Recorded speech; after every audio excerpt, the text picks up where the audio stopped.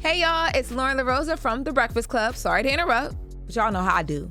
So I'm here to talk about Top Dog Law. Y'all hear Top Dog Law all over your radio, and I know by now that if you want top dollar, you should also know this. You gotta call Top Dog Law if it's about your car accident.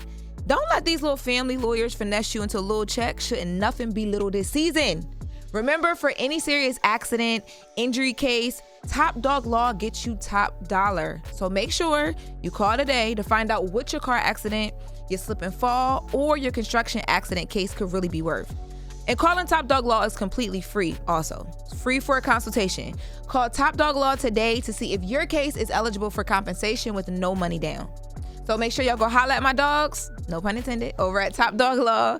That's Top Dog Law on Instagram and topdoglaw.com. Now, let's get back to The Breakfast Club.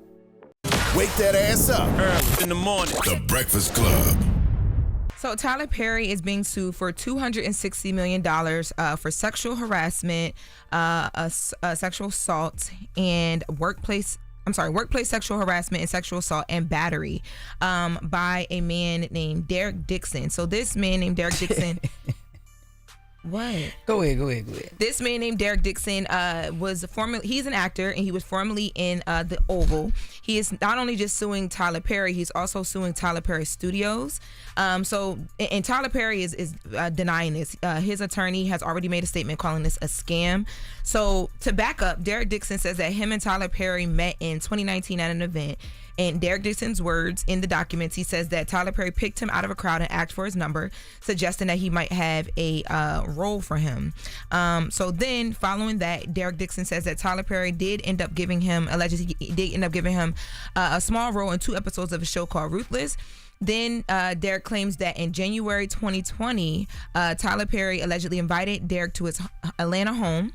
Derek says that he accepted the invite. He hoped that this would build a friendship between the two of them and lead to more acting gigs. But according to the lawsuit, while there, Derek claims and alleges that he drank too much and he ended up sleeping in the guest room. Now, he alleges when he was asleep in the guest room that Tyler Perry got into bed with him and started touching his thighs. And although Derek alleges that he rejected this, the advances that night, he says that Tyler Perry remained interested in him. Now, he says shortly after he landed a role as Dale in The Oval, and he says this was great for his career, but he says that at the time, he alleges at the time, this is when Tyler Perry started to fire off sexually suggestive texts, including asking what Drew's sexual preferences were and telling him allegedly telling him that he has sex with men.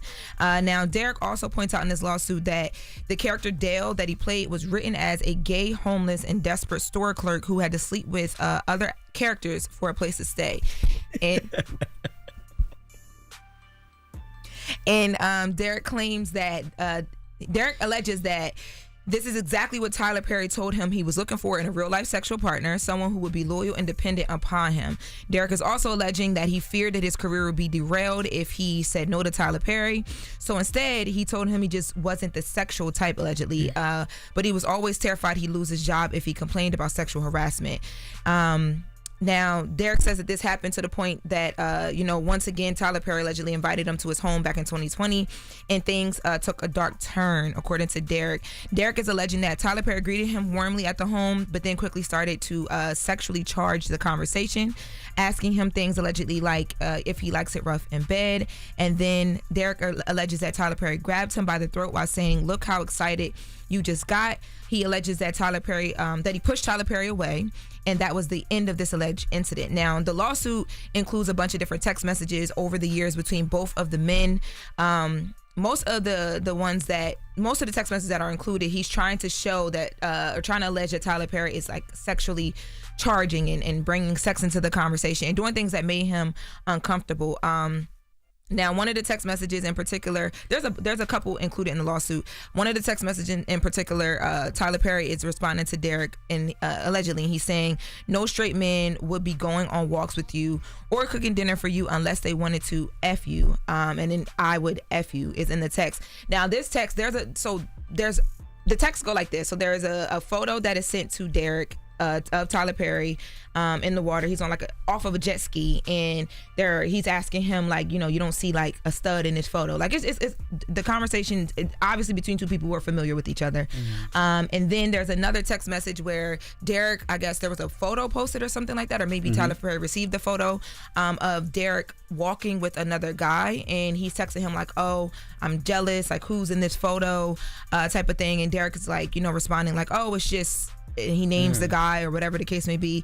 There's another text message conversation where Tyler Perry is having a conversation allegedly with Derek about when are you going to be able to have sex without any guilt.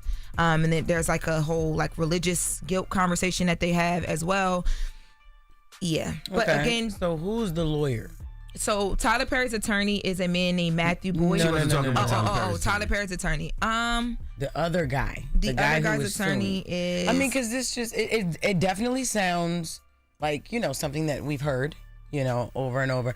I really honestly feel like maybe they was dealing with each other. Yo got mad over something, and then. Yeah. Now he want to come out with, I need $260 million. But like everything sounds consensual. Everything sound like they were talking, like, and then now you're just, you know what I'm saying? I would say this: there's two sides to every story, right? You hear this one side, and I would tell people you got to look at somebody's character and somebody's integrity, right? We always look at Tyler Perry. He's always carried himself with integrity. He's always done so much to uplift each other. Especially our community. He's hired so many different people. Like I said, I don't know all the details, but based on what we know on Tyler Perry's character, sometimes you just got to sit back and relax. Yeah. Right? You can't judge too fast because Tyler Perry has done so much. And like I said, there's always two sides to a story. And because Tyler Perry is being sued, you know what? He can't say anything. Yeah. He has to let it play out in court. But knowing what we know about Tyler Perry and who he is as a person, sometimes you just sit back and relax and just let it play out. That's right. Tyler Perry has not said anything directly. And just to answer your question, the guy, Derek Dixon, is being represented by the law offices of Jonathan Deshad, PC, out of L.A. Tyler Perry has an attorney. His name is Matthew Boyd. He's a attorney for Tyler Perry and Tyler Perry Studios Production Services, who's also being sued. And their statement reads from Tyler Perry's legal team: "This is an individual who got close to Tyler Perry for what now appears to be nothing more than setting up a scam. But Tyler will not be shaken down, and we are confident these fabricated claims of harassment will fail." Period.